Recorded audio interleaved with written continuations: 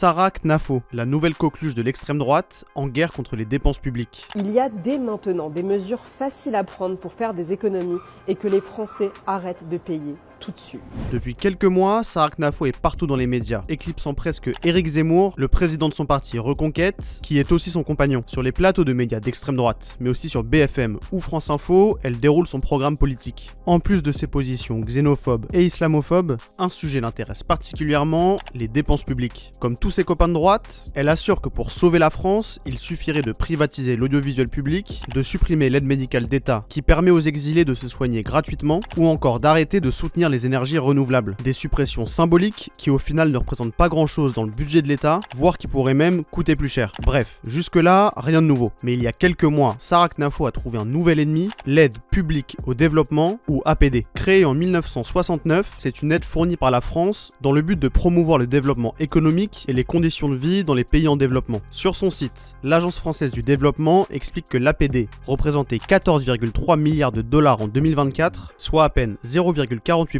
du revenu national brut. Insupportable pour Sarah Knafo. Je paye pour financer le monde entier, je paye pour donner 15 milliards d'euros d'aide publique au développement. Grâce à cette exposition médiatique, Sarah Knafo commence à conquérir un nouveau public, notamment de jeunes libéraux d'extrême droite. Ce qu'elle a bien compris, comme quand elle remercie des comptes de la fachosphère très actifs sur Twitter. Les marques Vanguard, les Nicolas qui payent, les Bouli, tous ceux qui répètent avec nous que tout le monde sait qu'on en a marre que Nicolas paye. Elle touche aussi des gens hors de sa base, comme l'influenceur et acteur porno Adé Laurent. Je parle de Madame Knafo.